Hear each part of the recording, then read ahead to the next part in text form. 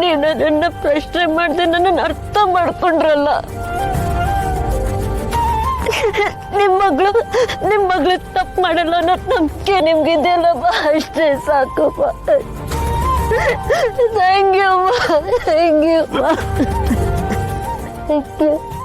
ಸಮಾಧಾನ ಮಾಡ್ಕೊ ಮಗಳೇ, ಸಮಾಧಾನ ಮಾಡ್ಕೊ. ನನ್ನ ಮಗಳನ್ನ ನಾನು ಅರ್ಥ ಮಾಡ್ಕೊಳ್ದೆ ಇನ್ಯಾರು ಅರ್ಥ ಮಾಡ್ಕೊಳ್ತಾರೆ ಕಂದ? ನನಗೆ ಗೊತ್ತು, ನನ್ನ ಮಗಳು ಪ್ರೀತಿಸಿದವ್ರನ್ನ, ಪ್ರೀತಿನ ಕಡೆಗಣಿಸಿ ಹೋಗೋಳಲ್ಲ ಅಂತ.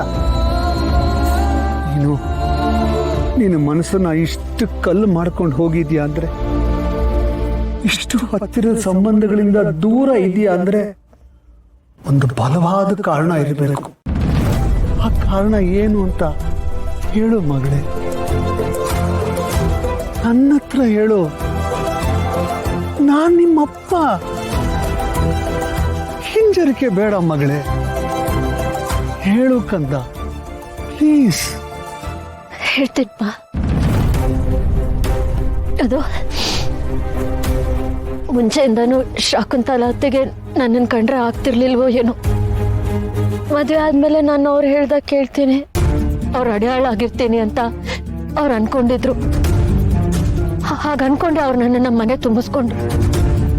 ಗೌತಮ್ ಅವ್ರನ್ನ ನನ್ನನ್ನು ಅವ್ರ ಕಂಟ್ರೋಲಲ್ಲಿ ಇಟ್ಕೋಬೇಕು, ಎಲ್ಲವನ್ನೂ ಅವ್ರ ಕಂಟ್ರೋಲಲ್ಲಿ ಇಟ್ಕೋಬೇಕು ಅಂತ ಅನ್ಕೊಂಡಿದ್ರು. ಆದರೆ ಯಾವುದೂ ಅವ್ರು ಅನ್ಕೊಂಡಾಗಿಲ್ಲ.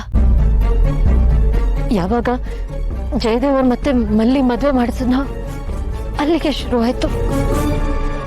ಮಲ್ಲಿ ವಿಷಯದಲ್ಲಿ ಹತ್ತಿದ ಬೆಂಕಿ ಒಂದು ಸಣ್ಣ ಕಿಡಿ ಕಾಡ್ಗಿಚ್ಚಾಗೋ ಥರ ನನ್ನ ಮೇಲಿದ್ದ ಕೋಪ, ದ್ವೇಷ ಎಲ್ಲ ನನ್ನ ಮಗುವರೆಗೂ ಬಂದು ನಿಲ್ತು.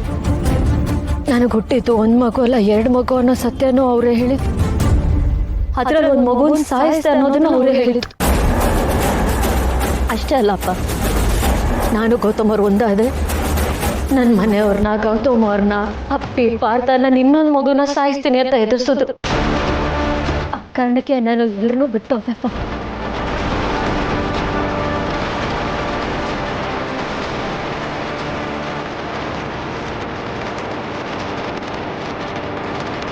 ಇಷ್ಟೆಲ್ಲ ಆಯ್ತು.